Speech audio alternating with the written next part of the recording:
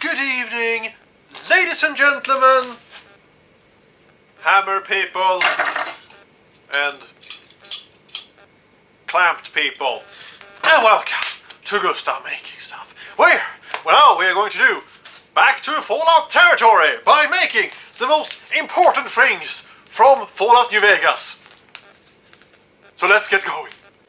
So, what you need is the dense styrofoam, a knife to cut it with, some glue, a fish is very important that you have there, a paper car, more foam, some wood and screws. So let's get going. So we're starting here by cutting out the shapes here of the paperweight here. It is a very important thing. You should not actually mistake this for the actual sharpening stone that you can also find in it, which actually looks and uses the same character model as these things, which I think is a total insult to paperweights, because paperweights, they do actually have a dedicated museum to them in the world, and I'm not joking about this. I'm very fascinated. I want to go there and see the paperweight museum. It sounds like a fantastically fun time. So, anyway, Doc Mitchell is the first one who introduces you to this paperweight, which is a very cool thing, which I thought that the designers put a lot of effort into making this object in the game, because it is my favorite object in the game so far. So you see, they are very good here. They have some kind of golden ratio thing here, with the angles that actually go into each other from the direction of insert into the back there. So yeah, I'm cutting in here with a scissor in this paper here, which I forgot to mention that you do need for making this tutorial here. The fish is still very important. It is next to me and it needs to be there for this to functioning properly. So you see, I'm cutting out here the very good templates that we are going to use to cut it out. I could have made this in stone or in plaster and things like that, but I do think that many of you who are watching this really wants to make this out of softer materials that is easier cutter, that doesn't need very big industrial machines, which I tend to use at some point, like the cement mixer. The cement mixer could have been very good to use if I chose to make this out of plaster or actually out of stone to grind it a long time. You can also chisel this out with your own hands, which I do recommend, because that is a very manly thing to do, to stand and cut with a chisel in stone to create a paperweight. So, now you see here, we have now cut it out, this very good. This is actually a very good and classic design of paperweights, because they do change form after a while, but they do started to phase the paperweights out by history due to the problem with that modern air conditioning was actually invented, so the papers didn't blow away when you open to ventilate your office. Also, that the glue was developed from not the smeared one on, that actually was already sticked on to the envelope. So this rendered this fantastic product completely useless, which I do think they have a very bad rap now, whether something is as useful as a paperweight has been a synonym to something that is completely useless. But it's not. They did have a very specific function, which I appreciate very much indeed. So you see here, I'm just cutting this out of the foam here also with a very sharp knife. It is very important that it is sharp, and also that it is a giant fish next to you, because or else the sharpness will not compete with other forces of the universe to keep the knife shape. Because, usually you should put this under a big triangle to get the sharpness of it, because triangle forces absolutely do work, and I recommend it that highly for everyone who still wants to have sharp razors at their home.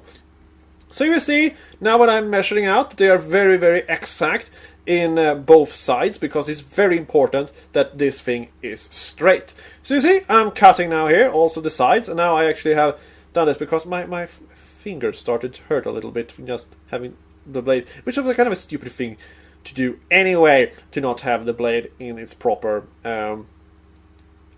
plastic thing, knife holder thingy for breakaway blades, which is fantastic. You can also use it on a sharpening stone.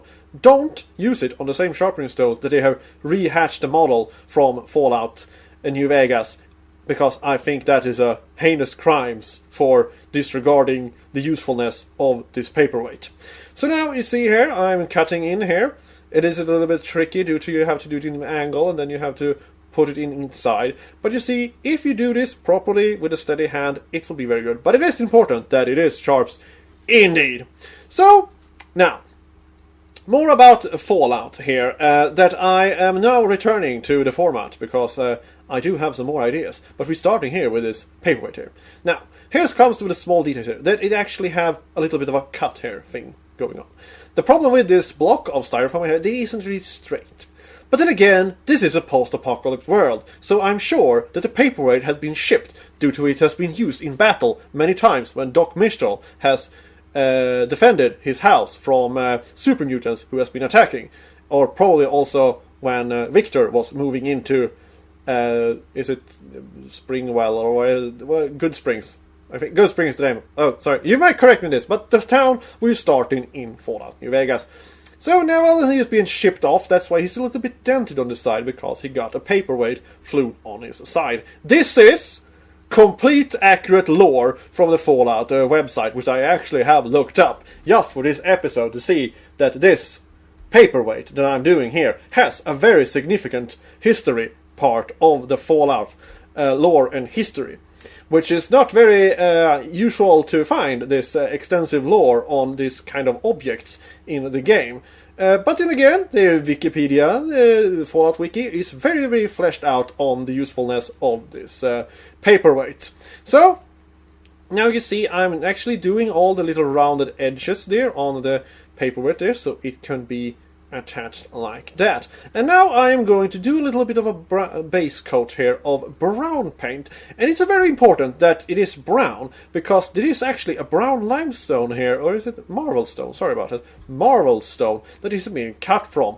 They might also have been cut from other things, because it doesn't really specify on the page what kind of rock this specific paperweight is made out of. But due to it is brown, and the other one is white, so I think it may be out of Koloskiosk, which is a very interesting stone not stone type that is on very shark rich islands like Gotland, where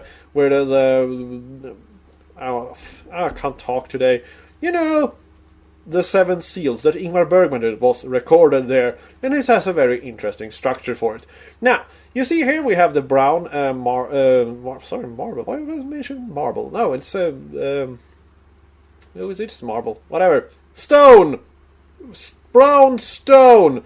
So you see, I'm doing a little bit of a highlight of the edges there because it is, and now I'm trying to accurately represent the texture here of the over stone on the paperweight that is in the game instead. So it has some two parts going on the side there, which is kind of bending over with a little bit of yellow here. So we have to smear it out in a very good way. And now what we're going to do is in a very much in tradition of Bob Ross, when you are actually, twisting the brush a little bit to make this, and also fill in with some white lines on it, because that is very, very fantastic to see that they are just growing out like that. Very happy little accident. Now we actually have to put some little bit of a darker colors here to make it properly look like the stone species that it is. If you know the actual stone species, or stone species, whatever, stone type, model, number, whatever.